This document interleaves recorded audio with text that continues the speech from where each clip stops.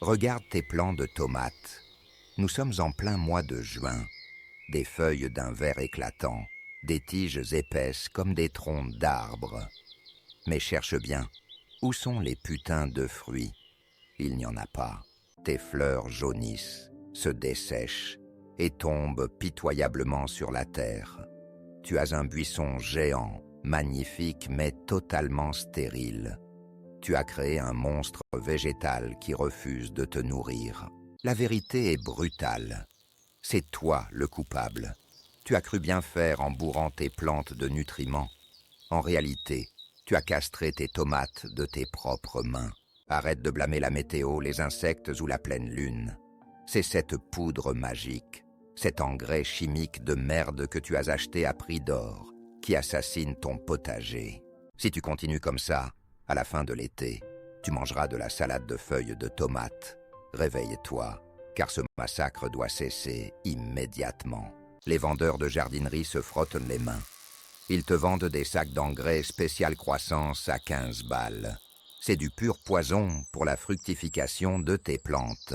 Tu rentres chez toi, fier comme un coq, et tu verses des poignées entières d'azote au pied de tes plants. Tu penses les nourrir? Tu les gaves comme des oies. Jette cette saloperie chimique à la poubelle. Tout ce fumier en granulés, tout ce purin d'ortie utilisé au mauvais moment. C'est la garantie absolue d'avoir 0 récolte. L'azote, en juin, c'est l'ennemi public numéro 1. Oui, tu as bien entendu. L'azote fait exploser le feuillage, mais il bloque totalement la création des fleurs et des fruits. Regarde la composition de ta bouteille d'engrais liquide. Le premier chiffre, le N pour azote, est énorme. C'est lui qui étrangle ta récolte sous tes yeux aveugles. Tu as créé ce qu'on appelle la maladie de l'idiot. Une croissance végétative incontrôlable. Ta tomate se prend pour un séquoia géant, pas pour une modeste plante potagère. Si tu ne changes rien dans les 48 heures, la saison est morte. Tes plantes vont continuer à pomper cet azote, ignorer la floraison, et tu auras bossé pour rien. Les industriels de l'engrais te mentent. Ils veulent que tu consommes leurs produits toxiques dès le printemps et que tu en rachètes tout l'été pour compenser ton misérable échec. Ils te cachent la physiologie basique d'une plante. Ils exploitent ton ignorance et ta peur de manquer de récolte. Ne sois plus la vache à lait de ces escrocs. Il est temps de comprendre ce qui se passe sous la terre, dans l'obscurité totale. Là où tes erreurs détruisent littéralement les racines de tes futures tomates. Voici la dure réalité biologique. Quand tu inondes le sol d'azote en plein mois de juin, les racines se gorgent de ce nutriment toxique comme des drogués en manque. La plante reçoit un signal chimique clair et fatal. Pas besoin de se reproduire. L'environnement est parfait. On fait un maximum de feuilles. La survie de l'espèce est annulée. Les bourgeons floraux qui tentaient de naître sont immédiatement avortés. La sève est détournée vers les nouvelles tiges. Tes fleurs deviennent stériles, jaunissent et tombent mortes au sol. Et ce n'est pas tout le désastre. Ce gavage rend les tissus de la plante mous et gorgés d'eau. Une véritable éponge. C'est un festin ouvert pour toutes les maladies. Le mildiou adore ça. Les pucerons sentent cette sève riche en azote à des kilomètres. Tu ne fais pas que stériliser ta tomate. Tu invites les parasites au buffet à volonté. Sors une racine de la terre et regarde-la. Au lieu d'être fine, fibreuse et ramifiée pour chercher le phosphore, elle est brûlée par les sels chimiques de tes granulés. Le potassium, l'élément clé absolu qui fait gonfler et rougir les tomates, est complètement bloqué. L'excès d'azote crée un mur invisible qui empêche ta plante de l'absorber. Ta tomate meurt littéralement de faim au milieu d'un sol saturé de nutriments inactifs. C'est l'ironie la plus cruelle de ton potager. Et c'est toi l'artisan de cette famine. Les feuilles du bas commencent à s'enrouler sur elles-mêmes. Elles deviennent épaisses, cassantes, boursouflées. C'est le cri d'agonie de ta plante qui étouffe sous ton putain de traitement chimique. Stop. On arrête les conneries tout de suite. Il te reste une fenêtre de tir minuscule pour sauver ce qui peut l'être. On va purger tout ça et forcer la fructification.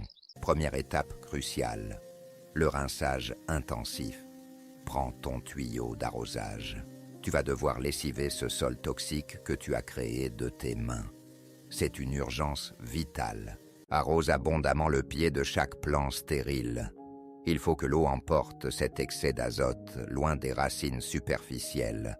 Ne noie pas la plante, mais rince cette terre malade. Étape 2. La taille de survie extrême. Coupe immédiatement les gourmands énormes que tu as laissés pousser par paresse. Coupe les feuilles du bas qui touchent le sol putride. Coupe la tête du plant s'il devient beaucoup trop grand. Tu dois lui envoyer un message de stress positif et violent. Arrête de grandir, fais des fruits maintenant, ou crève. Maintenant, la solution radicale et gratuite que les jardineries détestent, la cendre de bois. Oui, la cendre de ta cheminée ou de ton barbecue. C'est le miracle absolu. La cendre est une véritable bombe de potassium et de phosphore, sans une seule goutte de ce foutu azote. C'est exactement ce dont tes fleurs ont besoin pour se transformer en tomates. Prends une poignée de cendre bien tamisée. Saupoudre-la délicatement autour de la tige, à quelques centimètres du plant. Pas une tonne, juste un voile fin sur cette terre humide. Griffe légèrement la surface du sol avec tes doigts pour l'incorporer. Ne blesse surtout pas les racines. Laisse la terre boire ce remède antique. L'effet de choc est fulgurant. Ensuite, on sort l'arme secrète contre la chute des fleurs, l'acide borique. Oublie les potions magiques hors de prix. Tu trouves ça en pharmacie pour des clopinettes. Le bore est l'étincelle qui déclenche la pollinisation. Sans lui, le pollen sèche et meurt misérablement. C'est lui qui va souder la fleur à la tige et forcer l'ovaire à grossir. Prends un demi-gramme d'acide borique en poudre. Pas plus, tu le dissous dans un petit verre d'eau chaude. Remue bien jusqu'à ce que l'eau soit parfaitement transparente. Verse ce mélange dans un pulvérisateur rempli d'1 litre d'eau à température ambiante. Tu tiens entre tes mains l'élixir de fertilité absolue pour tes tomates. Secoue fermement. Attends la fin d'après-midi, quand le soleil ne brûle plus. Pulvérise ce liquide directement sur les grappes de fleurs de tes tomates. Pas sur les feuilles, uniquement sur les fleurs. Fais ça une seule fois. Une fine brume suffit amplement. Ce brouillard va pénétrer le tissu floral instantanément et sécuriser chaque future tomate sur sa branche. Le lendemain matin, tu verras la différence. Les tiges des fleurs seront rigides. Elles ne tomberont plus jamais. Ta plante va enfin se remettre au boulot. Voilà la recette brutale, mais infaillible. Fini l'azote, rinçage intensif, cendre de bois et acide borique. Si tu ne fais pas ça aujourd'hui, tes tomates finiront sur le tas de compost. Ton potager n'est pas un terrain de jeu pour la chimie industrielle de bas étage. C'est un écosystème complexe qui exige de la discipline et des méthodes d'acier. Reprends le contrôle. Si tu appliques cette méthode à la lettre, dans 3 semaines, tu crouleras sous des grappes énormes de tomates charnues, des seaux entiers de chair rouge et sucrée. La récolte sera si massive que tes voisins viendront mendier ton secret. Tu ramasseras des fruits lourds, gorgés de soleil, au lieu de pleurer bêtement sur des tiges nues. Abonne-toi maintenant si tu as le cran d'entendre la vérité sans fioriture. Laisse un like, applique la méthode et prouve-moi que tu es un vrai jardinier. C'est ton heure.